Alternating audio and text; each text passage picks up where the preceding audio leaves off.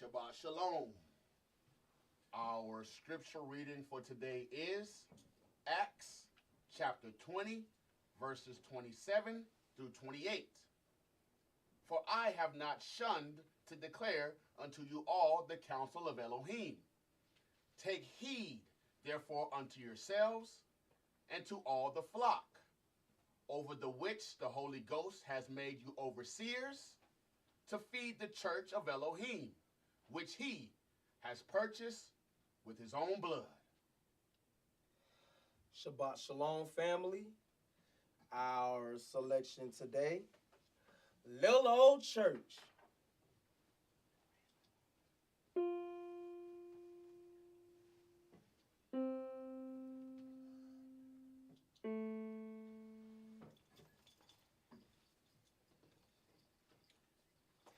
As I let my mind run back, Oh yeah, I can see the little old church over there. sitting by the railroad tracks. Just a little shabby old place. We used to sing Amazing Grace and talk about a good time. Oh yeah, we used to have a good time. Somebody would put up a tent Yes, they would. in an open field.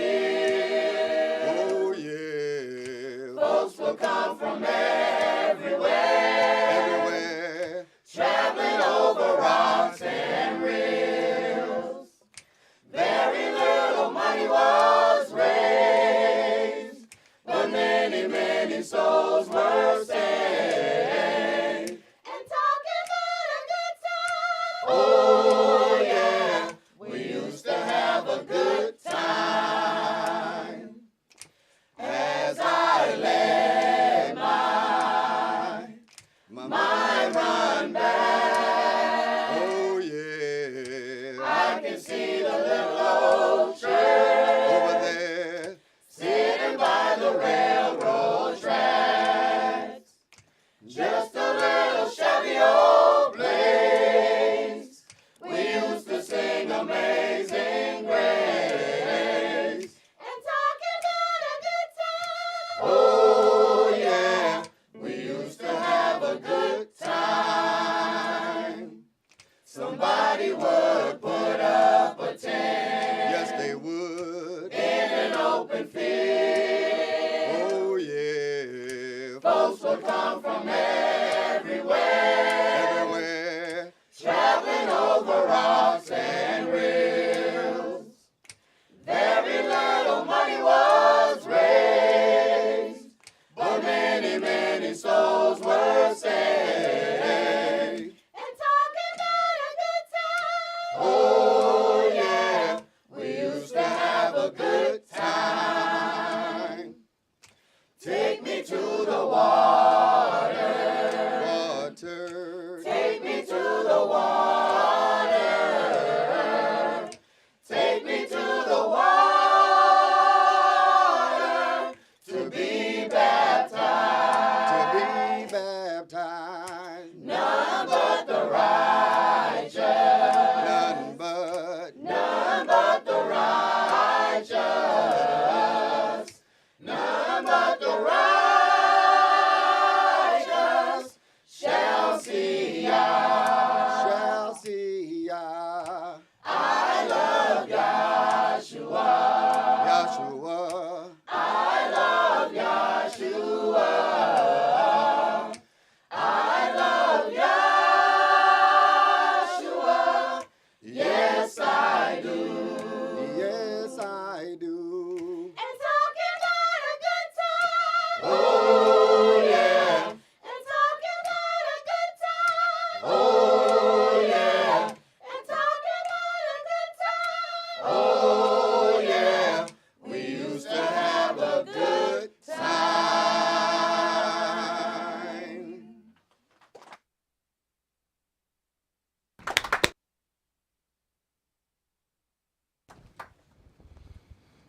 The Oracles of the UCI. 1 Peter chapter 4, verses 7 through 11. But the end of all things is at hand. Be you therefore sober and watch unto prayer. And above all things have fervent love among yourselves, for love shall cover the multitude of sins. Use hospitality one to another without grudging. As every man has received the gift, even so minister the same one to another as good stewards of the manifold grace of Elohim. If any man speak, let him speak as the oracles of Elohim. If any man minister, let him do it as of the ability which Elohim gives, that Elohim in all things may be glorified through Yahshua the Mashiach, to whom be praise and dominion forever and ever. Amen. Ephesians chapter 4, verses 29 through chapter 5 and verse 4. Let no corrupt communication proceed out of your mouth, but that which is good to the use of edifying, that it may minister grace unto the hearers. And grieve not the Holy Spirit of Elohim, whereby you are sealed until the day of redemption. Let all bitterness and wrath and anger and clamor and evil speaking be put away from you with all malice. And be you kind one to another, tender-hearted, forgiving one another, even as Elohim for Yahshua's sake has forgiven you. Be you therefore followers of Elohim, as their children, and walk in love, as the Mashiach also have loved us, and has given himself for us an offering and sacrifice to Elohim for a sweet-smelling savor. But fornication, and all uncleanness, or covetousness, let it not be once named among you as becomes saints. Neither filthiness, nor foolish talking, nor jesting, which are not convenient, but rather giving of thanks. Ecclesiastes chapter 5, verses 1 and 2. Keep your foot when you go to the house of Elohim, and be more ready to hear than to give the sacrifice of fools, for they consider not that they do evil. Be not rash with your mouth, and let not your heart be hasty to utter anything before Elohim. For Elohim is in heaven, and you upon earth. Therefore, let your words be few. Exodus chapter 23, verses 20 and 21. Behold, I send an angel before you to keep you in the way, and to bring you into the place which I have prepared. Beware of him, and obey his voice. Provoke him not, for he will not pardon your transgressions, for my name is in him. Revelations chapter 3, verses 20 through 22. Behold, I stand at the door and knock. If any man hear my voice and open the door, I will come in to him and will sup with him, and he with me. To him that overcomes will I grant to sit with me in my throne, even as I have also overcame and am sat down with my Father in his throne. He that has an ear, let him hear what the Spirit says unto the churches. All right, Shabbat Shalom, Shabbat Shalom. which is peace on the Yahweh's holy Sabbath day.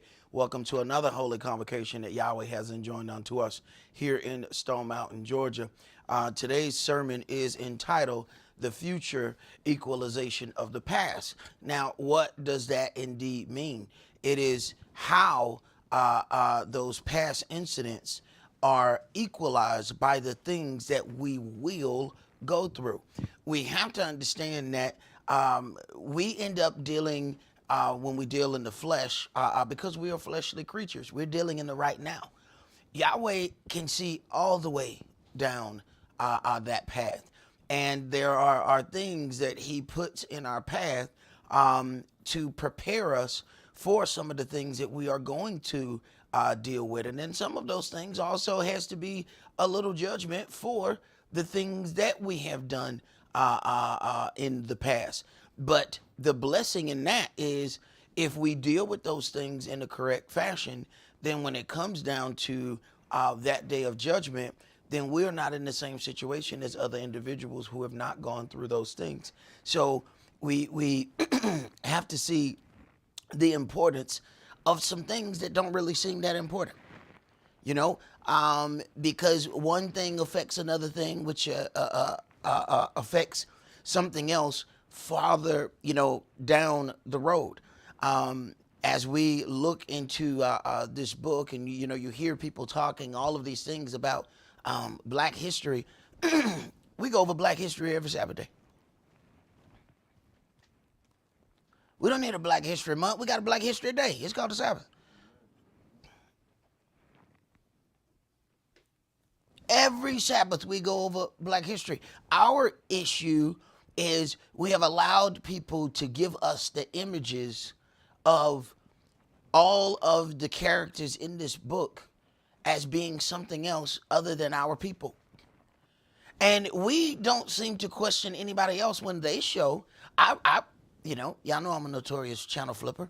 I watch a television program, and the Gentiles are doing a program, and they are showing every character in this Bible as looking like them. So why does somebody get upset when we say, no, we believe they look like us? It was okay for you to say that you believe that they look like you. Now, what do we have to back that up? By the things that are written in here and the fact that this took place in Africa. We like to say that we are African Americans. First of all, Africa is a continent. These things are taking place on that continent. Yet somehow we have convinced, or we have been convinced, that it doesn't matter anytime we say it, but it matters when other people say. So we're going to go through some things of Black history, which is our foundation. People like to tell you the foundation of this story, but this story is founded about Yahweh's people, and he deals with his people. I don't know how we have allowed people to give us the belief that you judge Yahweh's people by how many things they have. See, Yahweh, the earth and the fullness therein belongs to him. There ain't nothing that he can't give Israel. But Yahweh has a dilemma. The more I give you, the less you're going to serve me. Now imagine a father who has everything. He has absolutely everything. There's no need for you to want for anything. His only hindrance is you. He owns everything. Everything you see is his. You ain't qualifying. You don't have to qualify for no loan. Your daddy owned the bank. Your daddy owned the bank. They own the bank. They own the bank. It's you that have to qualify in here. He says from the beginning, when you are fed to the full, then you're going to rebel against me. He didn't say what you might do. He said, I'm going to tell you what you're going to do. So the reason why Yahweh's people ends up suffering more than any other people, not because he doesn't have. It's because what are you going to do when you get? You watch the same thing over and over with us. Once we get something, we tell everybody around where to stick it, how far to stick it, what you can kiss. And then we jump on the table and show it to you. Oh, we'll watch Tusa on the table. Wah, ha, ha. Then we lose it all and we got our tails dragging in between our legs, pulling the tail back in the door. Excuse me, can I come back in here and sit down? Ain't nobody tell you to leave. This is the dilemma that Yahweh has with us over and over and over again.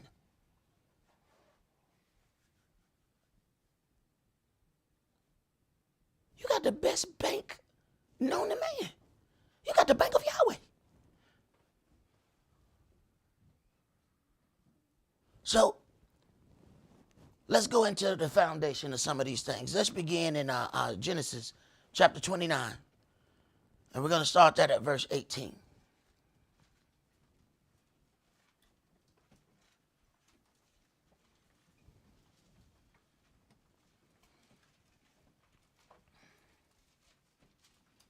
Genesis chapter 29 and verse 18.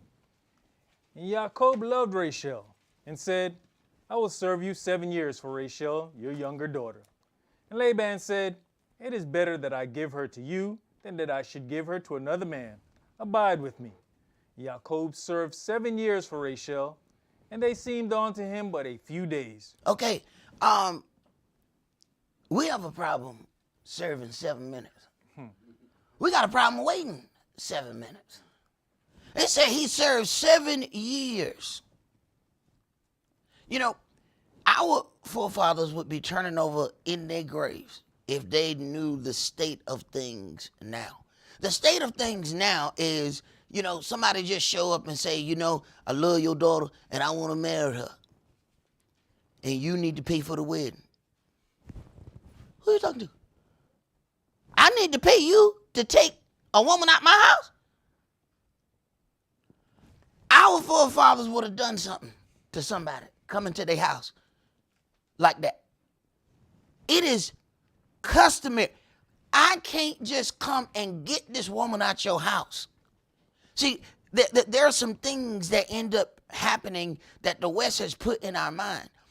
Every female that is added to a man's house adds substantially to that house. You have to watch what Yahweh did with whether it be with Esaac, with Abraham. How did they get a lot of that substance? Because of that woman. This is why the West is strictly against multiple marriage. See, if you're going to attack a man, you need to already divide him and the spouse. Well, if that man has more than one spouse, that means it's hard enough. It's even harder for you to derail that man. Now he has multiple points of power. You got to hit him at more than one angle. They know that. So they attack that. Go ahead. For the love he had to her. And Jacob said unto Laban, give me my wife, for my days are fulfilled that I may go in unto her. Now, if man been serving that long, you know it's time. Why he got to tell you? You act like you don't know that day coming up. And he working with long, y'all know how we do. He in one part of the field, he can't even look at the corn.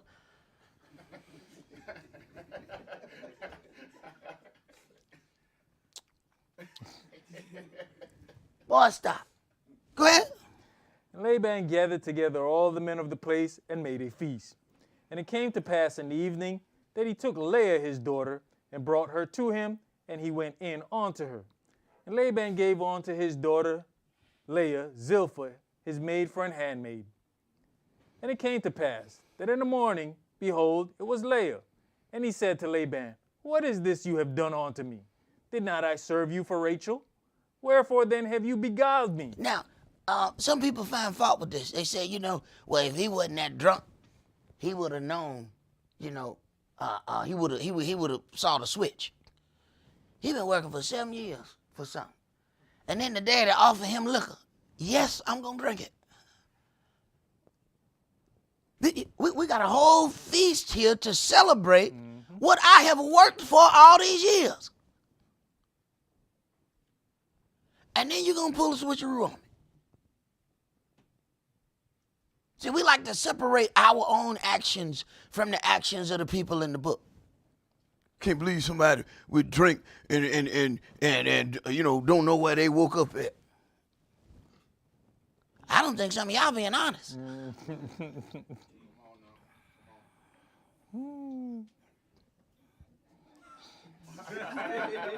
Read, priest.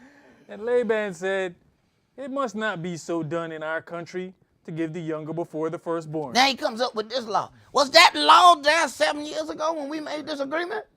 Go ahead. Fulfill her week, and we will give you this also for the service which you shall serve with me yet 7 other years. So, in other words, it is painfully clear to him, I am becoming rich because he's here. This is something that we end up not recognizing, that we are adding substance to somebody's situation, although we're not the ones with the money.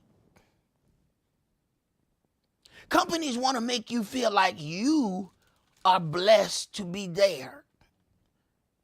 In actuality, they blessed to have you there. But they can't tell you that. because you're going to get on the table and do that Watusi thing that you do. Go ahead. You know, it's interesting. The first negotiation, Jacob set the amount of years. This next one, he dictated how many years he going to serve. Hey, want somebody to see a door open? He said, look, I can give me another 7. Go ahead. And Jacob did so and fulfilled her week. And he gave him Rachel his daughter to wife also. And Laban gave to Rachel his daughter Bilhah his handmaid to be her maid. And he went in also unto Rachel.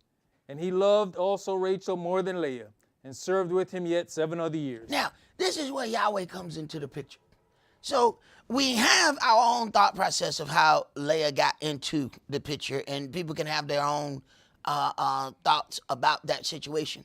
But here's where Yahweh comes in and deals with things.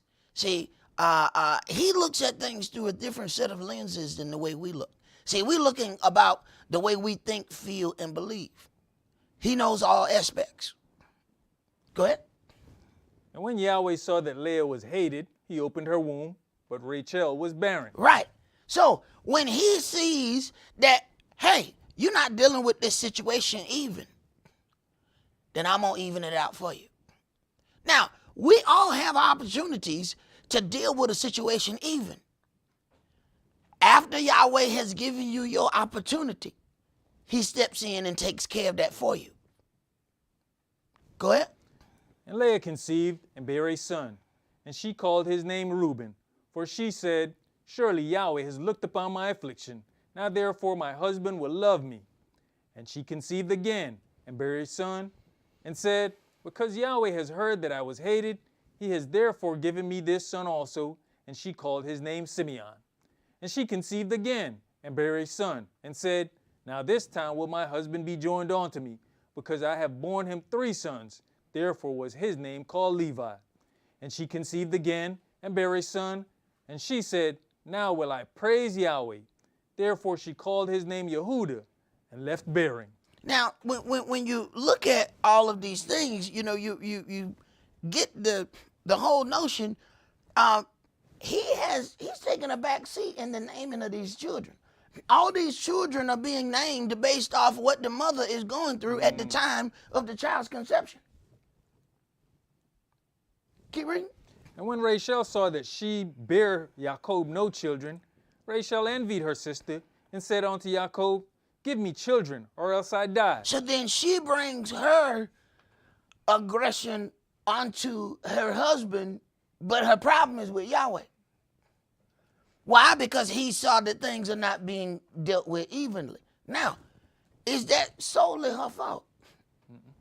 Okay. Because remember now, it says he had this situation. Go ahead. And Jacob's anger was kindled against Rachel. And he said, am I in Elohim's stead, who has withheld from you the fruit of the womb? Now, so then the fruit of the womb was held back from her because of how he dealt with the other wife. Read. And she said, behold, my maid Bilhah, go in unto her, and she shall bear upon my knees, that I may also have children by her. And she gave him Bilhah her handmaid to wife. And Jacob went in unto her, and Bilhah conceived and bare Jacob a son. And Rachel said, Elohim has judged me, and has also heard my voice, and has given me a son. Therefore called she his name Dan. And Bilhah, Rachel's maid, conceived again, and bare Jacob a second son. And Rachel said, with great wrestlings have I wrestled with my sister, and I have prevailed. And she called his name Naphtali. When Leah saw that she had left bearing, she took Zilpah her maid, and gave her Jacob to wife.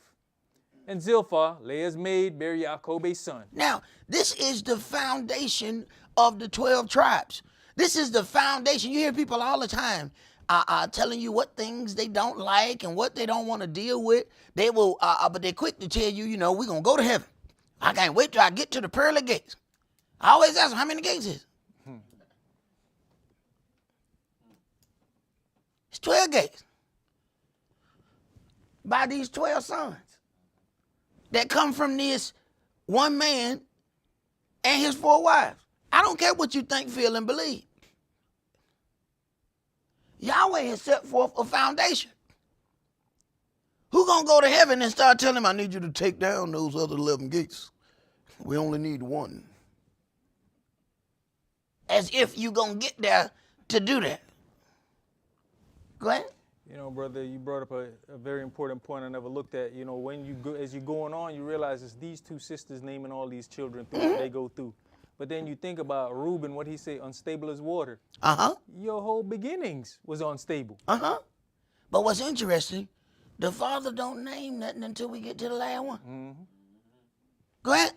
And Zilpah, Leah's maid, bare Yaakov a son. And Leah said, a troop comes. And she called his name Gad. Now, all of these are names of triumph, okay? Yet, all we want to be is Judah. See? We want to Wycliffe this thing. We want 12 tribes of Judah. Ain't nobody else in here. Keep reading. And Zilpah, Leah's maid, bare Yaakov a second son. And Leah said, happy am I, for the daughters will call me blessed. And she called his name Asher. And Reuben went in the days of wheat harvest and found mandrakes in the field, and brought them on to his mother Leah. Then Rachel said to Leah, give me, I pray you, of your son's mandrakes. And she said unto her, is it a small matter that you have taken my husband? And would you take away my son's mandrakes also? And Rachel said, therefore he shall lie with you tonight for your son's mandrakes. Poor fella. He out working thinking he going to one chance. No, you coming to this one. No, what I had thought was, You thought you was in control. hey, right, go ahead. And Jacob came out of the field in the evening, and Leah went out to meet him and said, you must come in unto me, for surely I have hired you with my son's mandrakes. And he lay with her that night. And Elohim hearkened unto Leah, and she conceived, and bare Jacob the 5th son. And Leah said, Elohim has given me my hire, because I have given my maiden to my husband. And she called his name Issachar. And Leah conceived again, and bare Jacob the 6th son. And Leah said, Elohim has endowed me with a good dowry. Now will my husband dwell with me, because I have borne him 6 sons. And she called his name Zebulun. And afterwards she bare a daughter, and called her name Dinah. And Elohim remembered Rachel, and Elohim hearkened to her, and opened her womb. And Elohim remembered. You see how long it has taken him to remember? So how long we go through things sometimes is a condition based on when we decide to turn from our way of action. Why did it take this long? Go ahead. And she conceived and bare a son, and said, Elohim has taken away my reproach. Elohim has taken away my reproach. That means she understands what was taking place and why. Go ahead. And she called his name Yosef, and said, Yahweh shall add to me another son. Now, she's given birth to a very powerful son. Yosef is a future vision of Yahshua, of the Savior of Israel. Okay? So Yahweh don't have to match son for. See, this is how we look at things. See, we want to play tit for tat. Yahweh can give you one thing that trump 11 other things that everybody else got. Go ahead. And it came to pass, when Rachel had borne Joseph, that Jacob said unto Laban, send me away, that I might go on to mine own place and to my country. Give me my wives and my children, for whom I have served you, and let me go, for you knoweth my service which I have done you. And Laban said unto him, I pray you, if I have found favor in your eyes, tarry, for I have learned by experience that Yahweh has blessed me for your sake. Now, he has learned by experience that Yahweh has blessed him for Jacob's sake, who he's deceiving, by the way. Yahweh is blessing me even though I'm deceiving you. I am causing you to stay in a place longer than what you were supposed to be. But Yahweh still blessing me because you here. So I'm going to deceptively keep you here by any means necessary. This is the biggest part of our black history here. As much as these people talk about us, as much as they dog us out, as much as they do all of these things, they are profitable because we are here. This place began with our labor and is still continuing to thrive because of it. And they wrote a loophole in their law so that they can make us slaves again by way of the prison system and continue to get free labor.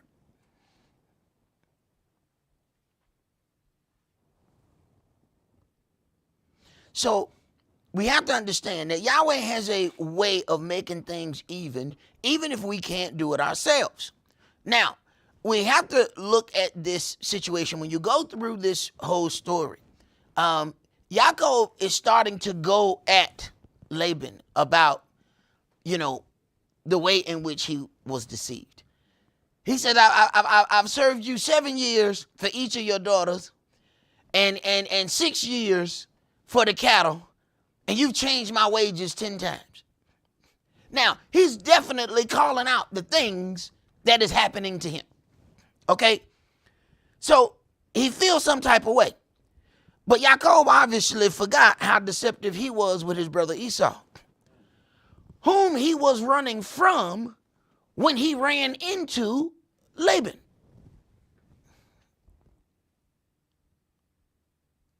So Yahweh has a way to hide you from the tormentor, yet discover you to the judge who will judge you for the very deeds that it appears he saved you from. Let's go to Genesis chapter 16. Yahweh is poetic in a sense that you have to sit down and meditate when things happen. If you think hard enough, if you meditate hard enough, he'll begin to open your eyes to some things and you can start connecting the dots.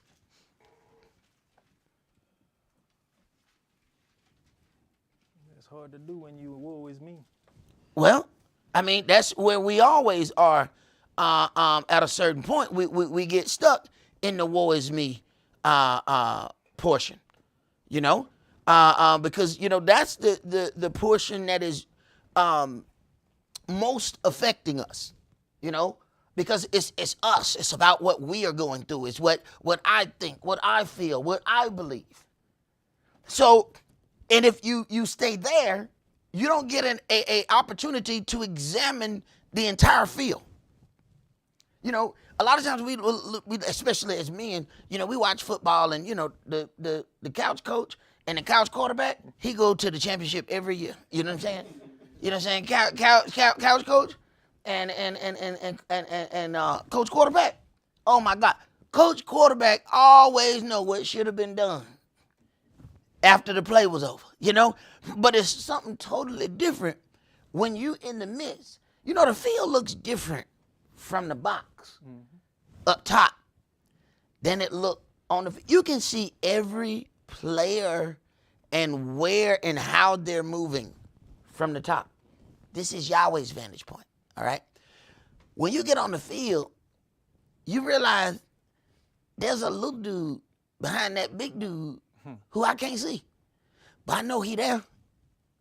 Now, I don't know if the little dude is going to go to the left of the big dude or the right of the big dude. Now, the people up top got a better view of that. So, a lot of times when we stuck in the woe is me portion, we are only seeing a certain vantage point that does not cover the entire field. It does not cover everybody in that field. There are certain situations where, the quarterback threw the ball and they say, I can't believe he threw that. Man, he didn't see that other guy. He got a 6'5" gargantuan running 4'5", trying to take his head off. He didn't see that other guy. That's what the woe is me does. It puts us in the little wormhole where we see this one part, but there's all this other stuff going on outside of that. Go ahead. Genesis chapter 16 and verse 1. Now Sarai, Abram's wife, bare him no children, and she had a handmaid, an Egyptian, whose name was Hagar. And Sarai said unto Abram, Behold now, Yahweh has restrained me from bearing. I pray you, go in unto my maid. It may be that I may obtain children by her. And Abram hearkened to the voice of Sarai. Now, he hearkened unto her. We don't know if it was a conversation. We don't know how that went about, but he hearkened unto her when this was offered. Now, this whole part here is believing that this is something that they have to do to fulfill Yahweh's wishes, or what they said Yahweh was going to do for them. Go ahead. And Sarai, Abram's wife, took Hagar, her maid, the Egyptian, after Abram had dwelt 10 years in the land of Canaan, and gave her to her husband Abram to be his wife. And he went in unto Hagar, and she conceived.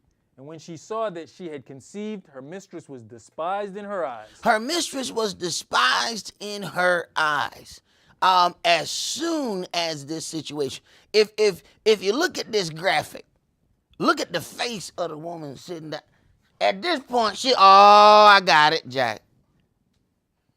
You can even see this once, and this is what puts us in a situation. Once we think we have the upper hand in a situation, see, the character of a person is not judged by how they treat people they need. It's judged by how you treat people you don't think you're going to need. Everybody can be nice to, the huge muscle-bound guy with the gun. But how did you treat that little 85-pound dude with the pocket protector? Did you slap him up and throw him in the locker? Now, what happened when your audit come and you find out that it's that dude that used to throw in the locker? You can plan on this being a real long audit. Oh, he gonna check every sock, everything. No. And at some point in the middle of that, you can not mention it if you want to. At some point, he gonna be, you remember that time in Miss Johnson class? You tried to put me in the aquarium. You remember that? You remember that? I didn't even know my whole body could fit in there. Yeah. Go ahead. And Sarai said unto Abram, My wrong be upon you. I have given my maid into your bosom. And when she saw that she had conceived, I was despised in her eyes. Yahweh judge between me and you. Now, here's where things get interesting. Because it was something that she asked for. He then consented. Then when it went wrong, she blames him for the wrong that she's feeling. So at this point, then, she's expecting him to have had more input into navigating this situation. Go ahead. But Abram said unto Sarai, Behold, your maid is in your hand. Now, this is probably not a wise move either. Instead of him getting into the situation, it already appears that he's not dealing with it up front. Now, when the situation is presented, he just gives her the power to do whatever she wants to do. That don't turn out good either. See, as men, we have that situation where it's certain things we want to deal with and certain things we don't.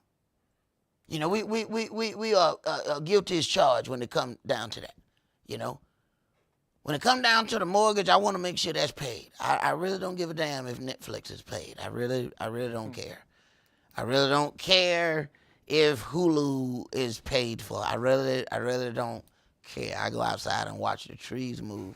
I don't care about any of that. If the lights pay, the lights gonna be on, all right. I need to make sure, here, go pay the light bill. I do not. if I turn the TV on and it don't come on, all right, well, let's go outside and watch the stars. But do we have the roof? Is the roof paid for? So we systematically have that issue as men. The problem is it kind of goes into other aspects of life too. So that when sometimes people bring stuff to us, it ain't that important to us yet. Somebody say, the refrigerator messing up. It don't seem that important. Until you get sick because your eggs was warm. Now, you know what? We need to get a refrigerator. You know what? I just remembered. We have that issue. Okay? Go ahead, bro. Do to her as it pleased you. And when Sarai dealt hardly with her, she fled from her. And the angel of Yahweh found her by a fountain of water in the wilderness, by the fountain in the way to Shur. And he said, Hagar, Sarai's maid, whence cameth you? And whither will you go? And she said, I flee from the face of my mistress, Sarai. Not I flee from him. I flee from her. Why is she running this situation? Go ahead. And the angel of Yahweh said unto her, Return to your mistress and submit yourself unto her hands. And the angel of Yahweh said unto her, I will multiply your seed exceedingly, that it shall not be numbered for multitude. Now, he didn't say how he was going to do that. And he didn't say when he was going to do that. But he said he gonna do something, but go back and humble yourself. Now, sometimes Yahweh gives you the reply that you ain't ready for. Yahweh didn't say she was not mistreated. You have to look at, the situation here. Verse 7. And the angel of Yahweh found her by a fountain of water in the wilderness, by the fountain in the way to Shur. And he said, Hagar, Sarai's maid, whence comest thou? And where will you go? And she said, I flee from the face of my mistress. And the angel of Yahweh said unto her, Return to your mistress and submit yourself under her hand. You think he don't know what all had happened? But his reply was, go and submit. How many of us got that in us? Especially when we feel like we right. Go and submit yourself under her hand. Yeah, but I feel like I'm right. Go ahead. Because there's a little bit hardiness going on both sides. Oh, is it? She in charge, and I feel I'm better than her because I have conceived child. Mm-hmm. I don't need to listen to you. And these things are going kind of back and forth. I see the power of bringing forth a man-child. So I'm gonna use that, as some leverage here. But this whole thing was their own decision to go about bringing this child in the world because they believe that this is how Yahweh is going to bless them. Go ahead. And the angel of Yahweh said unto her, Behold, you are with child, and shall bear a son, and shall call his name Ishmael, because Yahweh has heard your affliction. And he shall be a wild man, his hand will be against every man, and every man's hand against him. And he shall dwell in the presence of all his brethren. Now, he should be a wild man. Think about her mindset while this child is conceived. And then this child is a wild man and he gonna fight everybody. Right, he contentious just like her. The way in which she operates, she passed it on to the child. We don't ever consider what it is we are dealing with while or right before we bring forth a child in the world. Then sit back and watch that child and watch how he or she operates. Then sit back and think, what was I doing? You got one of them kids that just can't stop stealing. You done told this child, you done did all these things. Hold on. I'm going to need you to back up. What were you doing right before and right at the conception of that child? As my mama used to say, you got some pickle spodiotis. See, you put those something wrong with your spodiotis that went into making that baby. See, the spirit of your dealings was mixed in there to make that child. What kind of spirit was going on at that point? Then you realize that was that time we had that chop shop in the back of Jermaine's house. Oh, so this child was conceived when you was in the chop shop. Matter of fact, you met his mama at the chop shop. Oh, okay. And now he can't stop stealing. That's peculiar. Wow. Go ahead. And she called the name of Yahweh that spake unto her, though Elohim sees me. For she said, Have I also here looked after him that sees me? Wherefore the well was called Beer Lahairoi. Behold, it is between Kadesh and Bered. And Hagar bare Abram a son, and Abram called his son's name, which Hagar bare Ishmael. And Abram was 86 years old when Hagar bare Ishmael to Abram. All right. So then when we look at this, it says, verse 14, wherefore the well was called Beer Lahairoi. Behold, it is between Kadesh and Bered.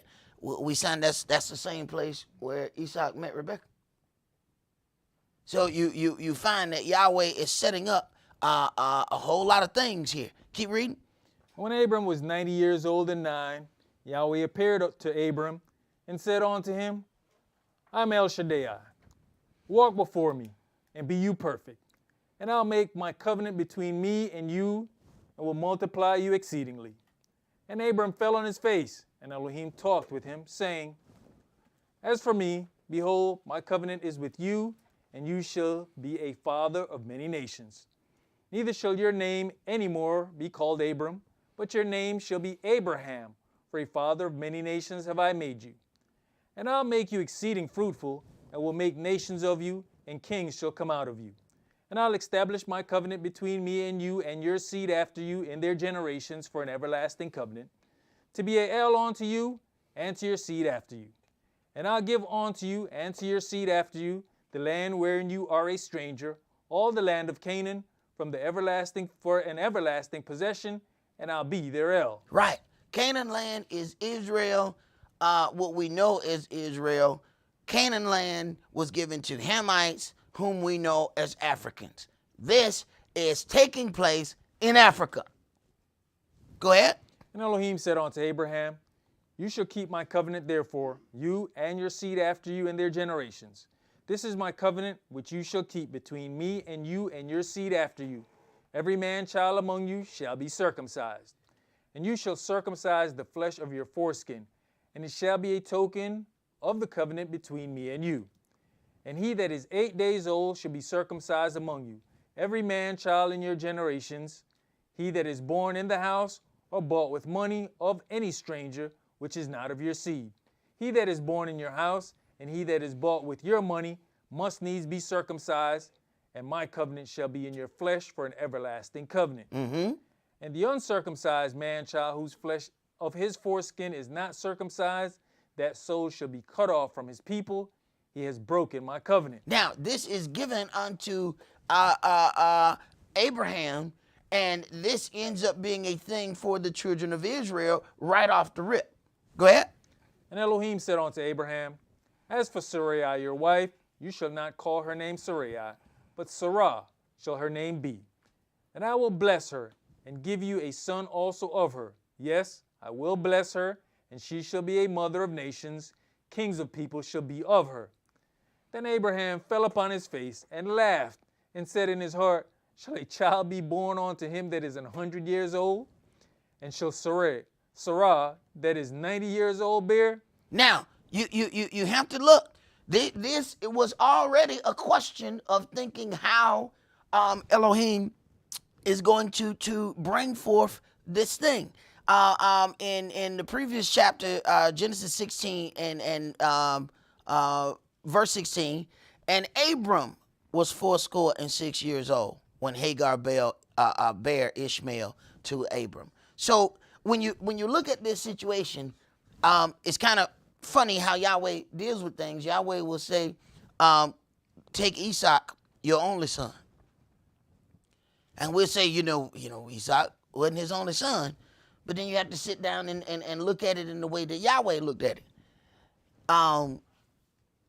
Ishmael daddy named Abram. Esau daddy named Abraham. Ishmael mama was Sarai, which is contention, through Hagar, the Egyptian. Esau mama is Sarah, the princess. So yeah, they got different parents. Go ahead. And Abraham said unto Elohim, Oh, that Ishmael might live before you. And Elohim said, Sarai your wife shall bear you a son indeed, and you shall call his name Esau, and I'll establish my covenant with him for an everlasting covenant, and with his seed after him. Right, I'm going to call him laughter, because both of y'all keep laughing every time I tell y'all that y'all going to have a kid. So I want you to think about I told you Yahweh poetic. I keep trying to tell people that Yahweh is poetic. If you sit down and meditate, you can draw dots and connect them. What you do when I told you were going to do such and such, you laugh. All right, call him laughter. Every time you call his name, I want you to think about what you did to me.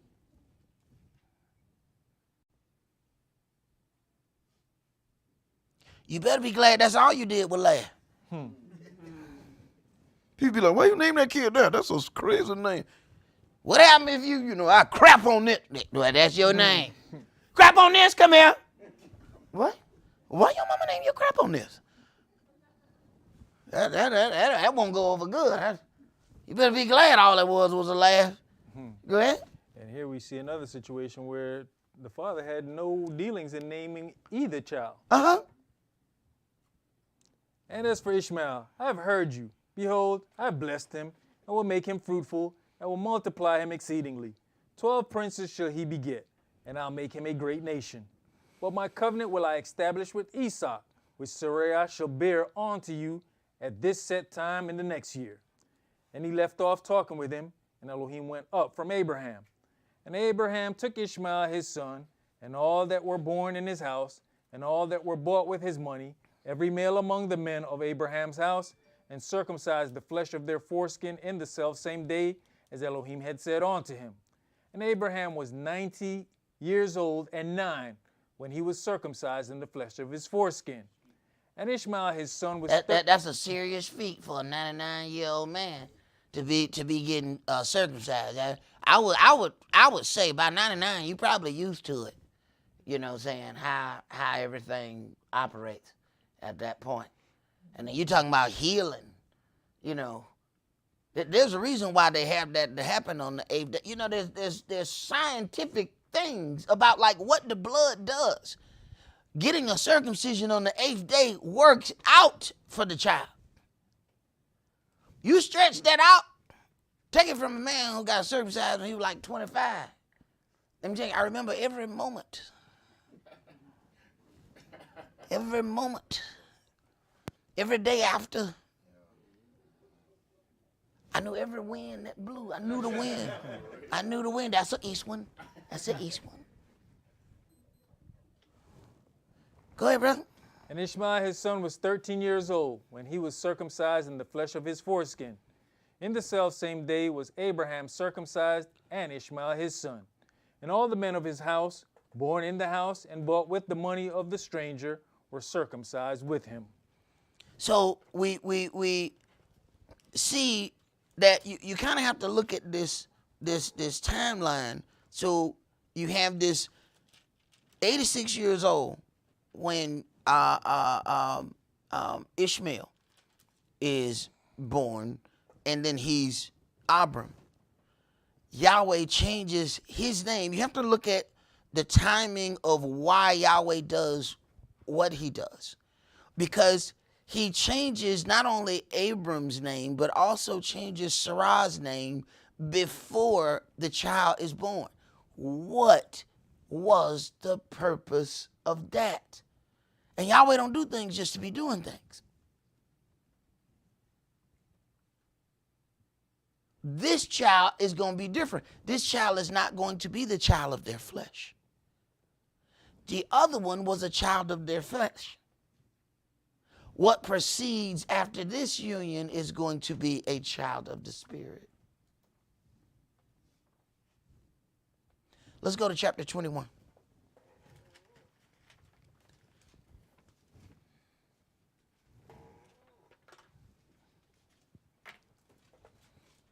And Yahweh visited Sarah as he had said.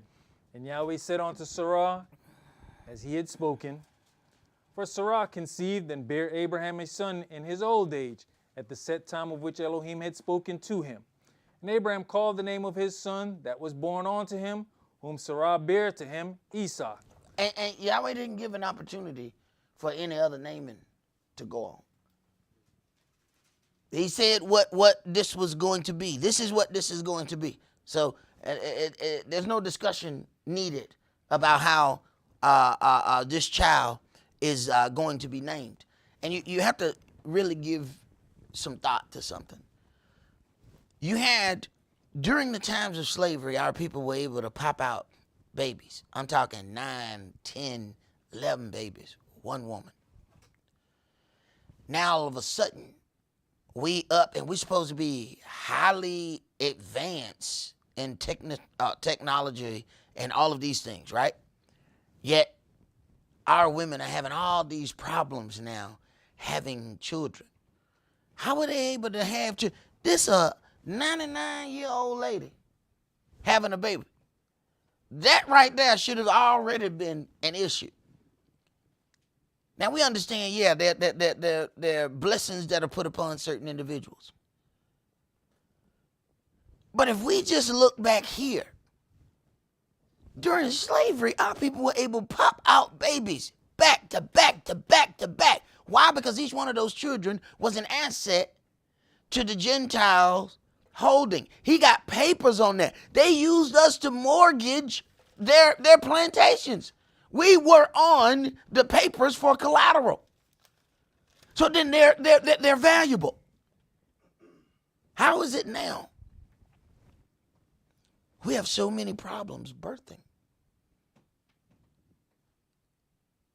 See, this is one of those things that I tell people about, those shots, and people say, the things are safe. It may take 5, 10 years before we realize some of the things, and they've already started talking about a lot of the side effects from all the people who have taken, that last jab. And have any of you, I know y'all start looking at the some of the things that they was talking about the Twitter files, about how they were purposely blocking anybody with information. Doctors were blocked from posting real life situations about what would happen to people if they took that jab. That there was a whole push to control the social media postings so that other people wouldn't keep seeing it and say, you know what, I'm not going to take it. So it was banned from going out. And your boy Musk released it. He said, no, y'all need to know this. Y'all need to know that it was tons and tons of doctors saying, don't. Remember when we looked at the chart and it said of the education levels of people who took the jab? It looked like, if they only showed you half of the chart, it looked like it was educated people who took it. Because you had people who didn't go to school, they didn't take it. People who went to college, they took it. People who had a master's, they took it. After that, people who had a bachelor's. When it got to master's, it dropped all the way down to the same level as the people with no education. The people with the highest education were the ones saying, don't take it.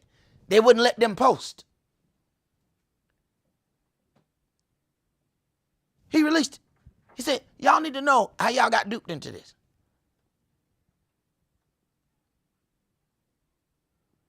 Now, all of a sudden, we have these issues. Some of those things that we took years ago are still affecting our bodies right now. So we're going to have to sit around and wait to see what are the effects going to be from the individuals who took that stuff that they just created last year or the year before. Go ahead. Just want to say, sir, I would have been like 91 when she got pregnant. You were saying 99. Okay. You know we got them trolls. Yeah. And it said 91. Thanks for the correction there, bro. Let's go to We're at verse 4. verse 4. All right, go ahead. Genesis chapter 21 and verse 4. And Abraham circumcised his son Esau, being 8 days old, as Elohim had commanded him. And Abraham was 100 years old when his son Esau was born unto him.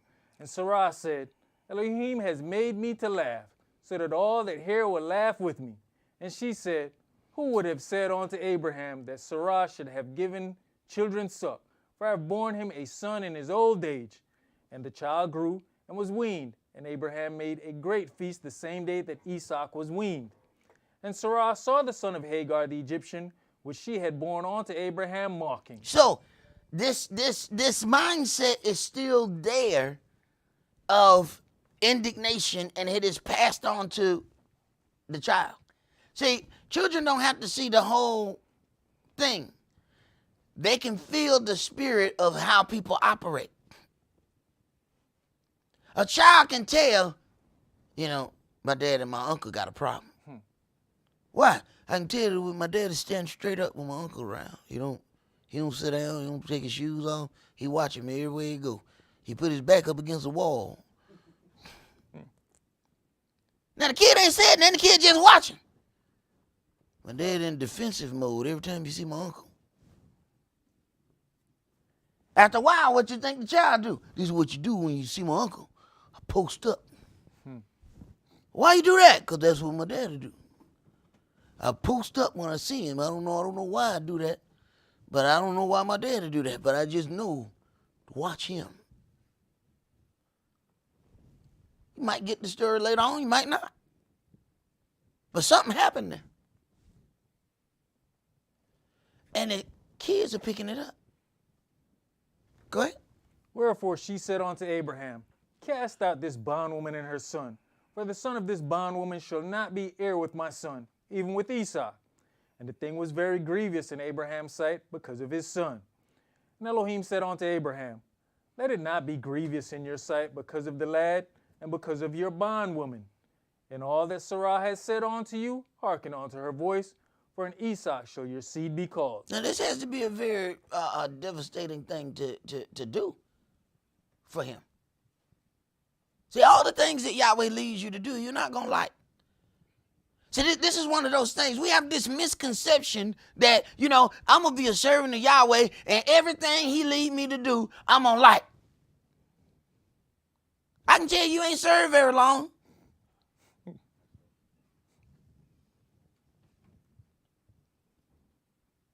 It's times I don't sit in my bathtub, soaking in the water and crying. I got more water coming down my face than what's in the tub.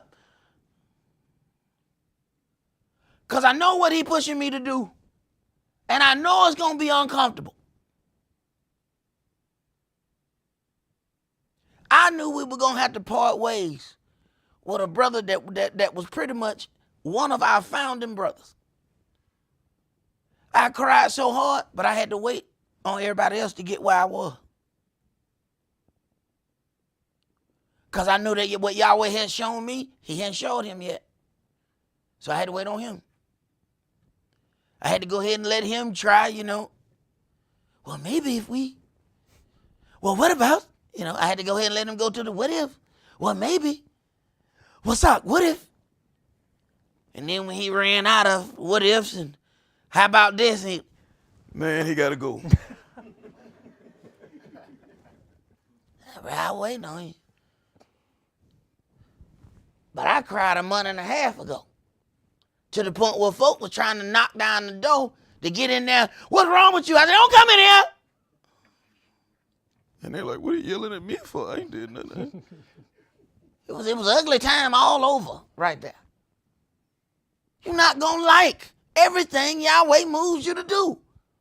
And if that's the only way you can serve, you are taking up space for another servant. Please move. Go ahead. And also of the son of the bondwoman will I make a nation, because he is your seed. And Abraham rose up early in the morning, and took bread and a bottle of water, and gave it unto Hagar, putting it on her shoulder, and the child, and sent her away.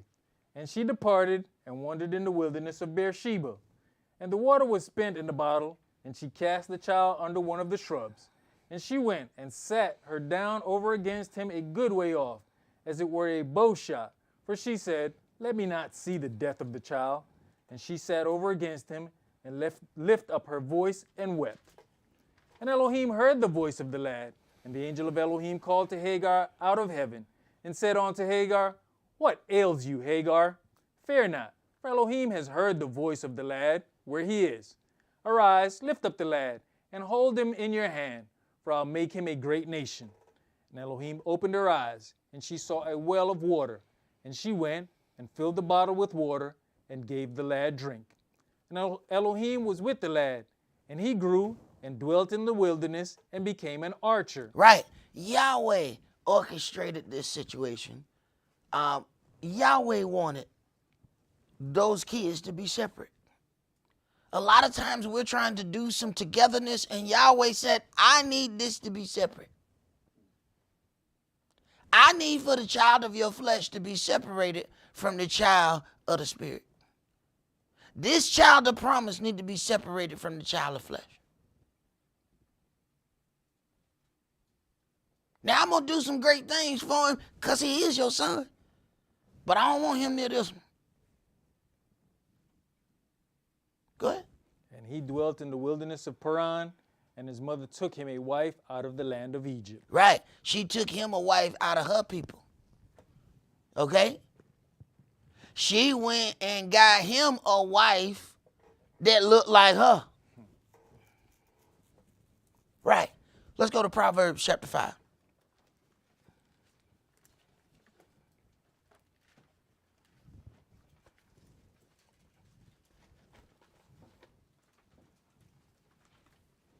See, it's important that when we go through these things, that you learn to see yourself in the book. See, we go through these things and the image of other people comes up in our mind. Why? Because that's how we were programmed to think. When I first came in this word, I couldn't even close my eyes and pray because I kept seeing that guy, the blue-eyed guy with the long hair. I kept seeing the Jesus dude, even though I had learned that ain't his name, and that's not what he looked like. But that image had been planted in my brain. So I closed my eyes, and I could see it without my eyes open.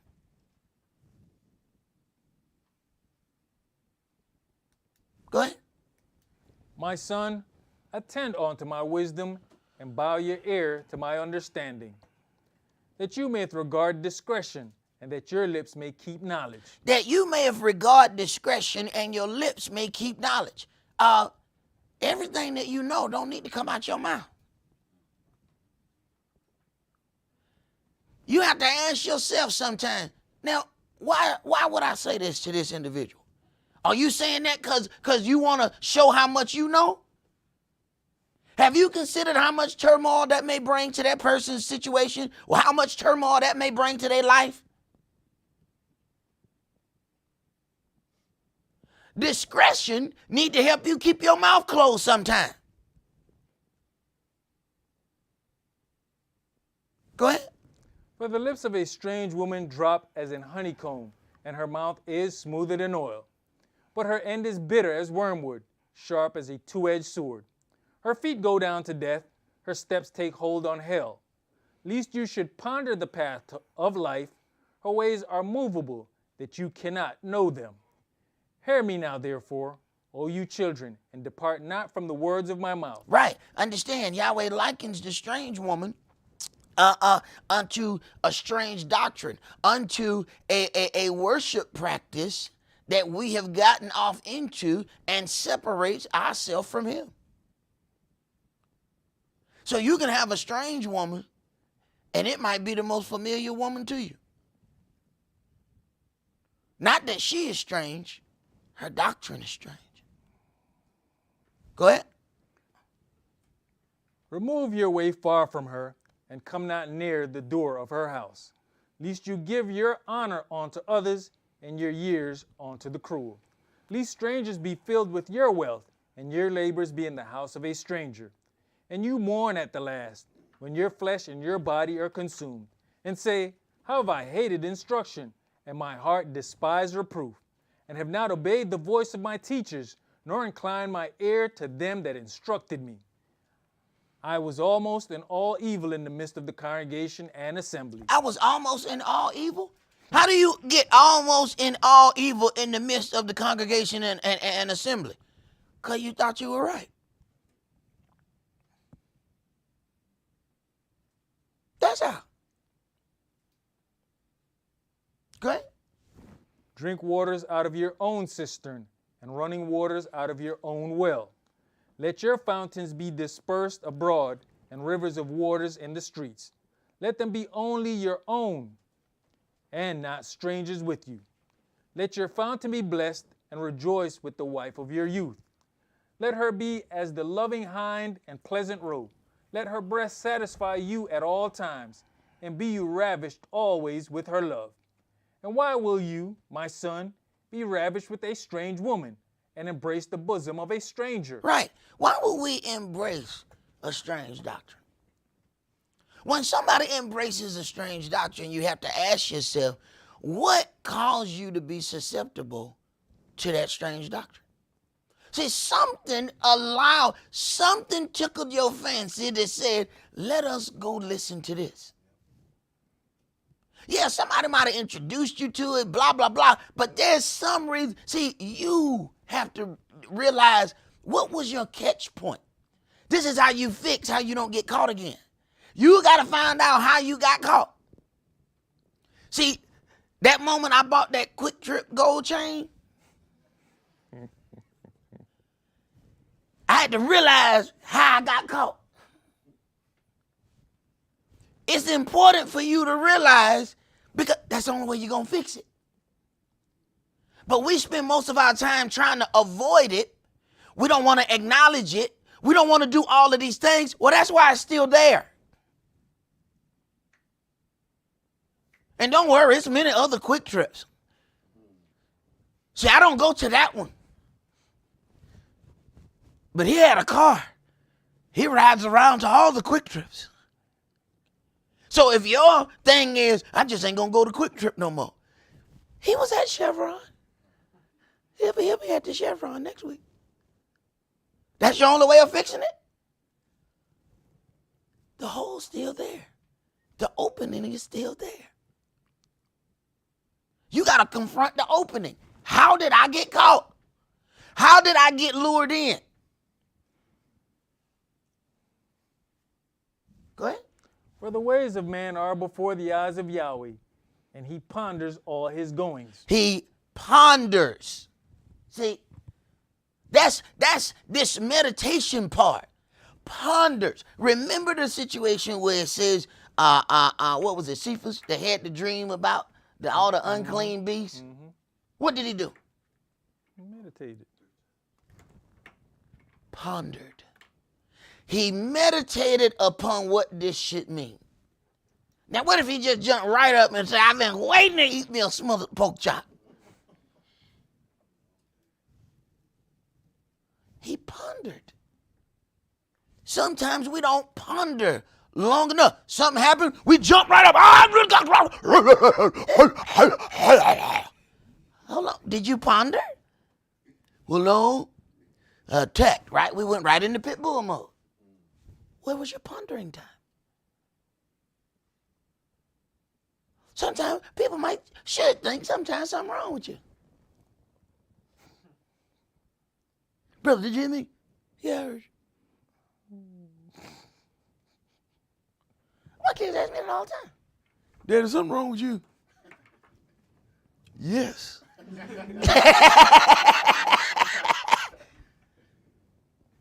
But I'm pondering. I don't know when I'm going to answer that question. I'm pondering.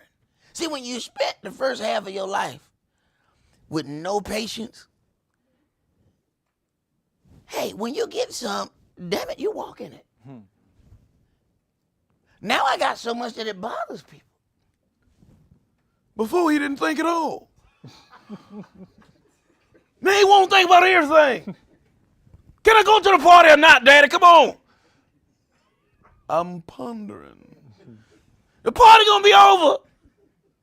Well, I guess that's my answer. Go ahead, bro. His own lawlessness shall take the wicked himself, and he shall be holden with the cords of his sins. He shall die without instruction, and in the greatness of his folly he shall go astray. All right, let's go to Matthew chapter 22. See, only Yahweh can take somebody who had whatever none is. I had less than that is in patience. Only Yahweh can take your no patience and make you have so much patience that it bothers people. Only Yahweh can do that. And it bothers people who knew you didn't have no patience before. You know, it really bothers them because they're like, what? But what does it say though? But see, it says, you shall not know from where you going and where you came from. Those who operate of the Spirit. That don't mean you're going to float. That means you're going to operate differently than how you operated before. And sometimes it's the people who knew you the longest that had a problem. Because they're like, what, this ain't what you normally do. Yeah, because it's Yahweh working on me. I just came from his shop. He just put me a new alternator on. He's still working on me. This is a rebuild. You don't rebuild in a week. Sometimes, it drive out the shop. It ain't done. You know what I'm saying? Because you got to get up money for the other parts. Then Yahweh called me back in. Slop got that rear end. All right. And I go back in. You know what I'm saying? He put me back on the lift. Go ahead, bro. It's hard to have patience in a fast food generation, microwaves, so many instant channels. We ain't even got to wait for the movie to come out no more. Sure don't. Hey, man, all these apps done took away the need for cable. I remember, man, that's how if there were people that defined themselves by cable. I remember cable was that's how we knew that somebody had it going on. One of my friends, he had BET in his bedroom. I said, what? You mean you can watch videos in here? I was blown. Man, that's normal stuff now. Normal. Go ahead. Matthew chapter 22 and verse 15. Then went the Pharisees and took counsels how they might entangle him in his talk. And they sent out unto him their disciples with the Herodians, saying, Master, we know that you are true, and teacheth the way of Elohim in truth, neither careth you for any man, for you regardeth not the person of men. Right. So, notice the way of a setup.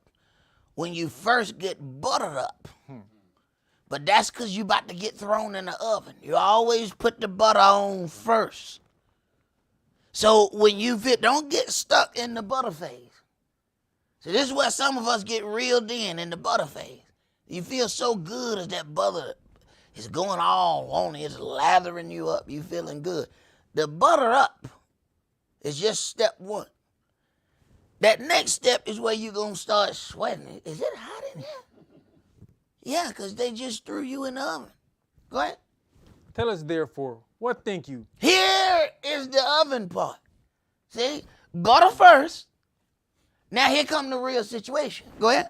Is it lawful to give tribute unto Caesar or not? All right. Now, this is a situation that they're trying to use to entrap him.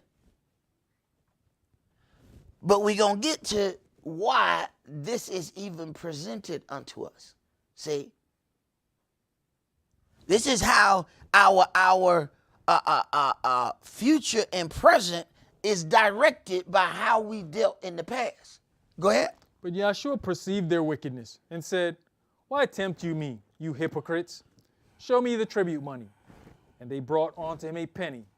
And he says unto them, Whose is this image and superscription? They say unto him, Caesar's.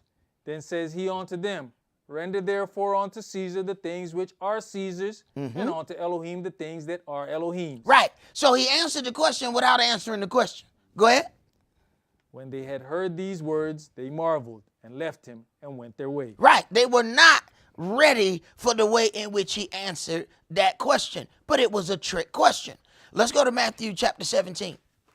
See, Yahshua perceived their hypocrisy in the question. And if you learn how to listen, you can perceive that things are not the way that they are being presented. Now, all the times, he may not call out what he see. That's what patience gives you. See, when you don't have patience, you have to say what you see every time. I know what you're doing. When you get patient, just sit back and watch. I tell you what, there ain't nigga about to come. Boom, there you go, right there. When you sit back and just watch, you ain't got to just jump out there and say everything you know. That's what patience gives you. Go ahead. You say, when you got patience, other people will realize it. My son's buddy said to him, Man, your daddy be knowing things. Been there, done that. I can see when y'all up to foolishness. Right. You have to wonder why Yahweh said, Yaakov have I loved, but Esau have I hated. Esau hadn't done that yet. Yaakov ain't done that yet. They don't understand that you can see the spirit of something. You can walk in a room and somebody can see the spirit that's on you without you opening your mouth. If you learn how to pay attention. If I had paid attention, I wouldn't have got jumped on inside the Cat Mall. I would have saw the spirit of those 10 individuals. I saw it, but I didn't pay attention. Now, after they bounced me around a couple times, it sunk in. After that, I will never have that situation happen. Now, I'm able to perceive. See, that's what y'all problem is. Y'all ain't got beat up yet. Once you see that spirit, have them spirits jump on you, you will never miss that spirit again. You'll be able to see when it hit the door. There it is. Everybody like, what you talking about? See, y'all don't know because you ain't got beat up yet. See, this is one of the things. Now, here's the thing. Some of y'all might say, man, that messed up. Suck got jumped on by 10 people. Yeah, but Sock can see spirits that you can't now. Maybe you should have got jumped on by 10 people, and then you will be able to see. Now, I backtrack into everything that I saw. See, this is my post-pondering, because I didn't ponder before I got hit. So I pondered afterwards, right? And then I started figuring out, could have left at this point. Could have left at this point. Could have grabbed a weapon at this point. see, I'm putting this thing in reverse. See, and then I'm realizing the error of my ways. See, now I can't redo that situation, but I have this information going forward for other situations. You see, so now as other situations happen, I ponder. I can still see the food court at South DeKalb Mall right now, vividly. I can close my eyes and see the cookie factory, the great cookie factory is right here. I can see it very vividly. Right.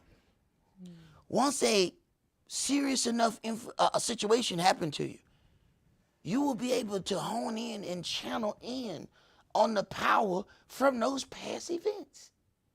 So everything that he has happened to you was not detrimental because he was trying to do you harm. He was giving you some power that you ain't figured out you got yet. Go ahead, bro. Matthew chapter 17 and verse 24. And when they were come to Capernaum, they that received tribute money came to Cephas, and says, Does not your master pay tribute? He says, Yes. And when he was come into the house, Yahshua prevented him, saying, What thinketh you, Simeon? Of whom do the kings of the earth take custom or tribute? Of their own children or of strangers? Cephas says unto him, Of strangers. Yahshua says unto him, Then are the children free. Then are the children free. But, go ahead. Notwithstanding, lest we should offend them. Now, are we free? Yes. So you see this question about this taxing is, hey man, we shouldn't be paying this. So you see where the first question was a snare question. So you have to learn how to listen to those questions. That this question ain't what this question really is. This question may be saying one thing, but it means something else. Go ahead. Go you to the sea, and cast and hook, and take up the fish that first comes up. And when you have opened his mouth, you shall find a piece of money. That take and give unto them for me and you. Like I said, your Father owns everything. There's no reason for us to ever be without. Yahweh can pull money out of a fish mouth.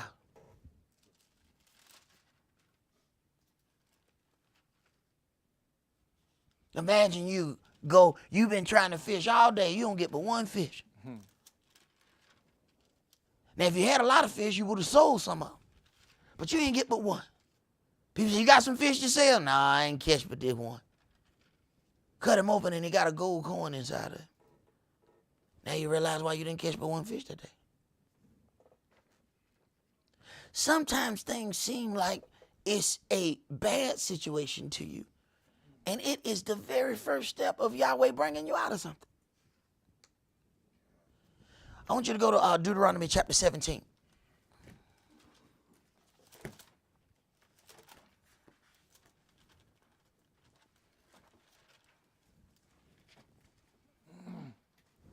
Why we have to learn to look at things that way is your God has patience.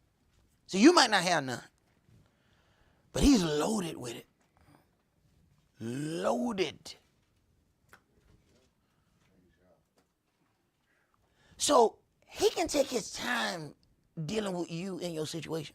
Now, you want it to be done by 2 o'clock on Tuesday. But he's like, all right, I'll be done with it on a Tuesday. Well, no, wait a minute. Yahweh, no, I meant this Tuesday. No, done deal. Go on, we done talking. I said I'm going to be done on Tuesday. 9 years later, he was like, all right, son, we done. For real, Yahweh. That's how we doing that? I said the Tuesday. It's Tuesday. And it'll end up being like Tuesday right before the sun go down, too. It'll be like right in there, you know? Yeah, thanks. Deuteronomy chapter 17. And I want you to read verses 14 and 15. When you are come unto the land which Yahweh your Elohim gives you, and shall possess it, and shall dwell therein, and shall say, I will set a king over me, like as all the nations that are about me. You shall in any wise set him king over you, whom Yahweh your Elohim shall choose. One from among your brethren shall you set king over you. You may not set a stranger over you, which is not your brother. Right. So this is one of the things when you start looking and they're asking about paying tribute. Wait a minute, man. We paying tribute as a tax. We paying the tax. We honoring these people who are above us. This is also part of our punishment. Okay? So this law tells us, and remember, they brought it to him, a question about the law. This is one of the things in the law that prohibits us. And this is why a lot of people say, hey, I don't vote. Let me tell you something. The law just tell you not to vote for a stranger. It didn't tell you necessarily not to vote. I just know they all slime balls. You trying to find out which is the least of the slime balls. But, 9 times out of 10, if you go to a presidential race, we are not represented in that race. Mm-hmm. Even when people say we had a black president, we were not represented in that race. I don't care what you think. He let us know, oh, I'm not of your people. I mean, my wife is, but I'm not your people. Everybody caught that except us. Let's go to Leviticus chapter 27. So we can look at some of how we got into this part of having to pay tribute unto other nations. Having other nations rule over us. Leviticus 27, and I want to read verses 30 through 34. And all the tithe of the land, whether of the seed of the land or of the fruit of the tree, it is Yahweh's. It is holy unto Yah. And if a man will at all redeem aught of his tithes, he shall add thereto the 5th part thereof. All right. So if you redeem them, you're not paying them that way that they're supposed to be paid. Then you have to add the 5th part thereto. So now you got Israel having to pay tribute to strangers and strange nations. Now let's start connecting the dots. Go ahead. And concerning the tithe of the herd or of the flock, even of whatsoever passes under the rod, the 10th shall be holy unto Yah. He shall not search whether it be good or bad, neither shall he change it. Mm-hmm. And if he change it at all, then both it and the change thereof shall be holy, it shall not be redeemed.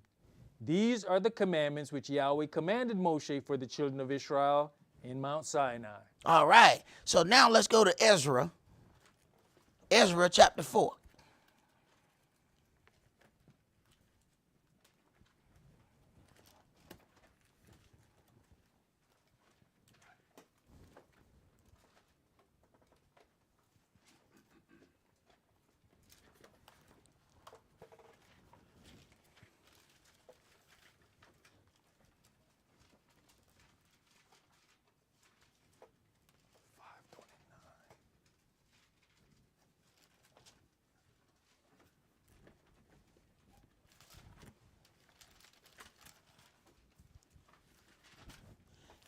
Ezra chapter 4.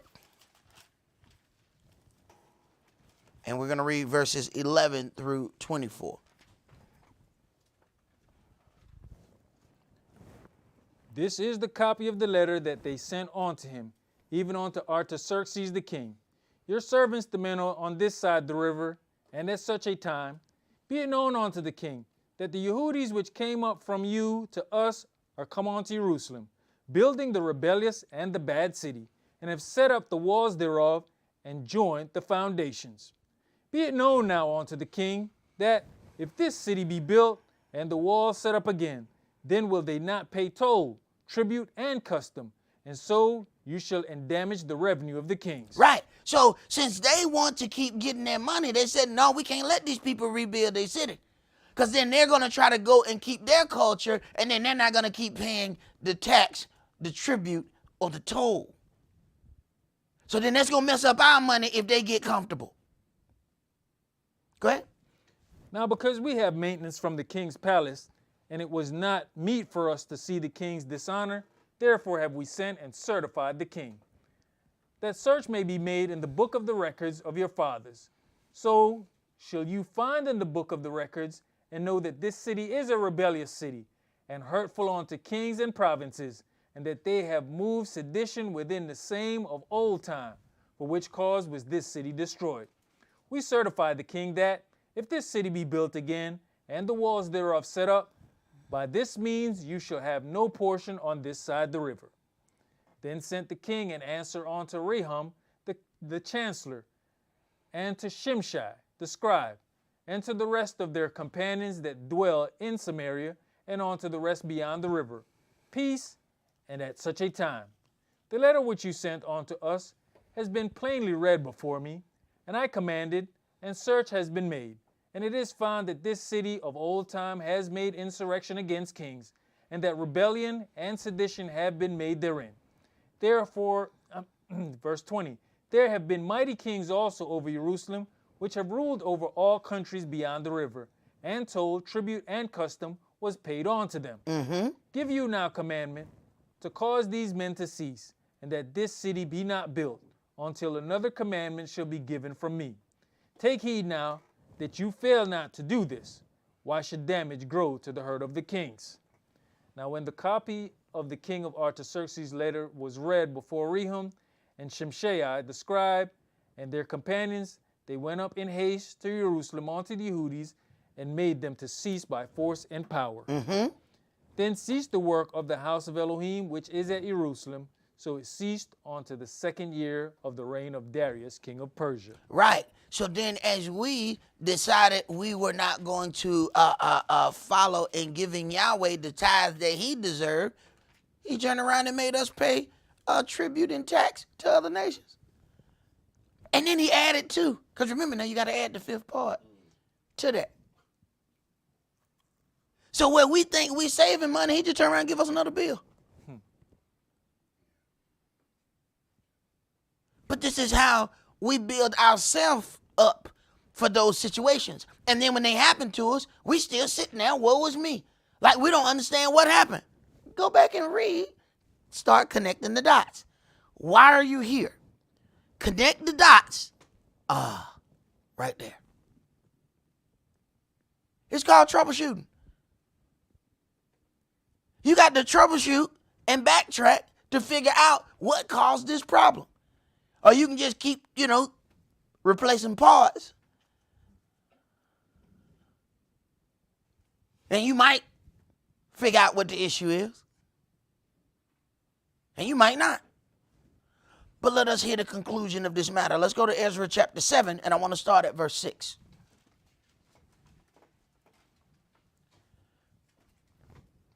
This Ezra went up from Babylon, and he was a ready scribe in the law of Moshe, which Yahweh Elohim of Israel had given. And the king granted him all his requests according to the hand of Yahweh his Elohim upon him. Now, 1 minute, the king forbids the building. But once Yahweh is pleased with us, he then releases the help that he already has for you. He didn't have to go get help for you. He didn't have to go get nothing for you. He already has it. When he's pleased with our effort, he then releases what he already got. You got stuff building up in store. You don't even know you're rich.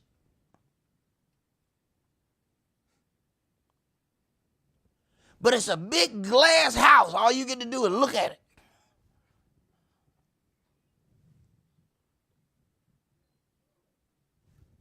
But if you take care of certain things that we're supposed to take care of,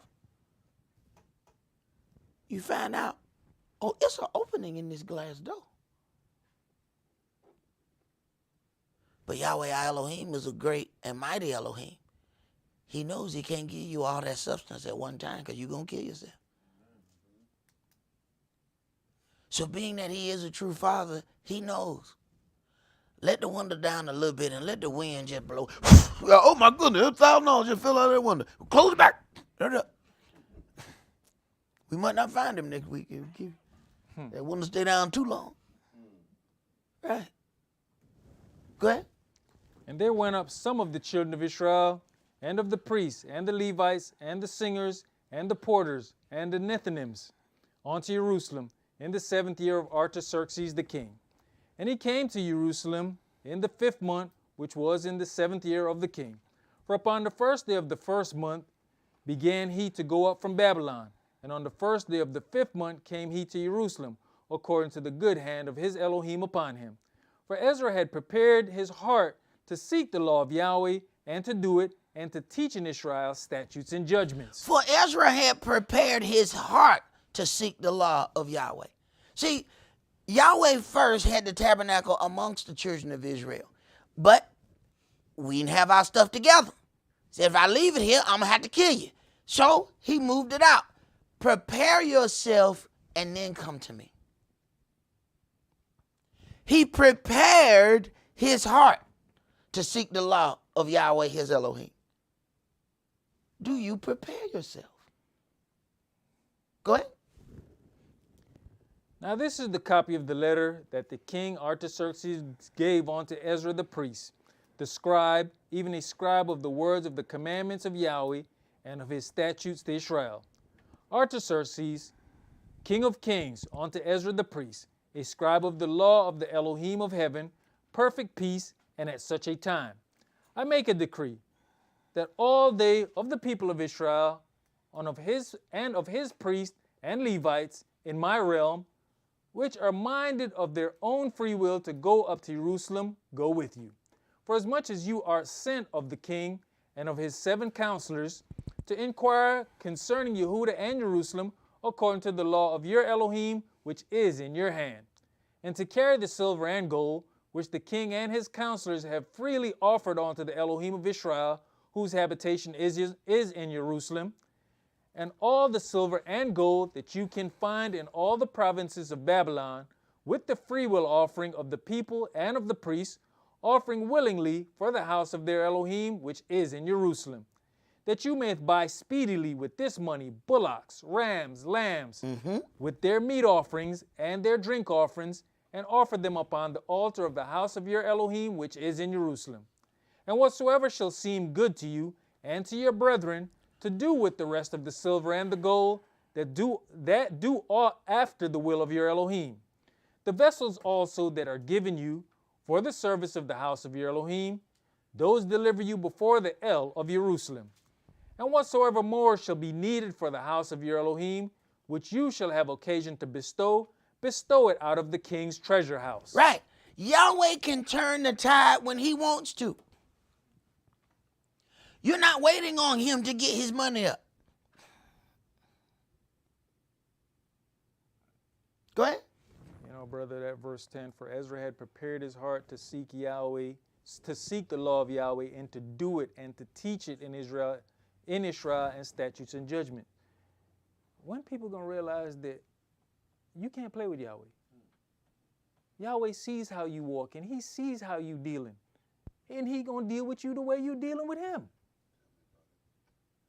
Brother. Go ahead. You know, in the baptismal conference, I always try to say one thing to people. Once you get baptized, this is not the beginning of your life being glorious. This is the beginning of problems. Well, it depends on how we deal with things. See, what happens is we still want to be the old person with a new shirt on. See, we so we don't want to go and have that inner change.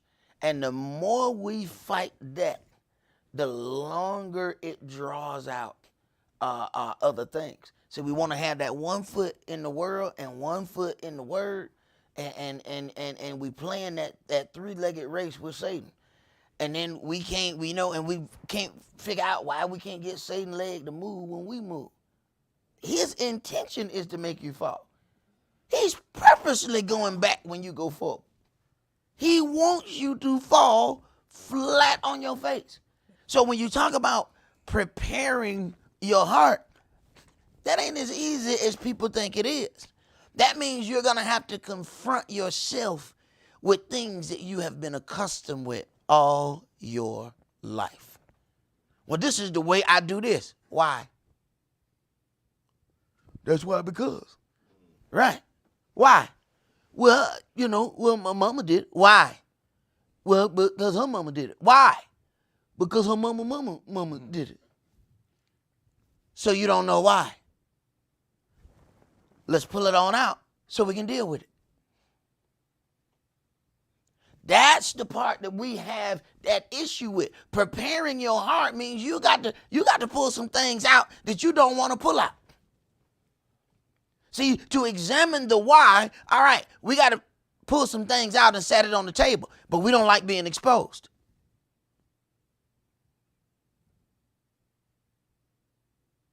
Go ahead.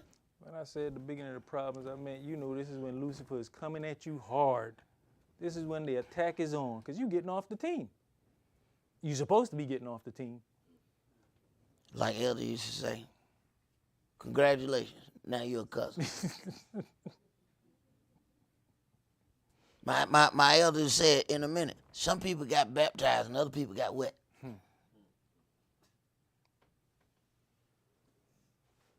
And that's one of those things, man. Time have to tell where and how we deal with things. He says what? When I had fed you to the full, then you had rebelled against me. So for some of us to grab our attention, Yahweh has to take some things away from us. But you got to think about it. Some of us have so much that him taking away from us is where somebody else trying to be.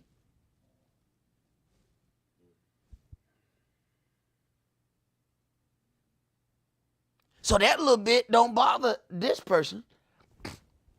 But if the person over here had that, they would never show up at church at all. So we have to look at where your line at. What's your price? So my elder used to say, what's your price? What will cause you to trade in your salvation?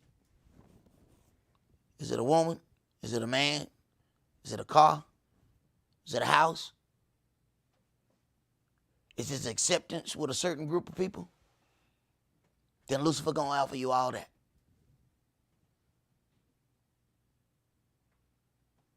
Go ahead. Ezra chapter 7 and verse 21.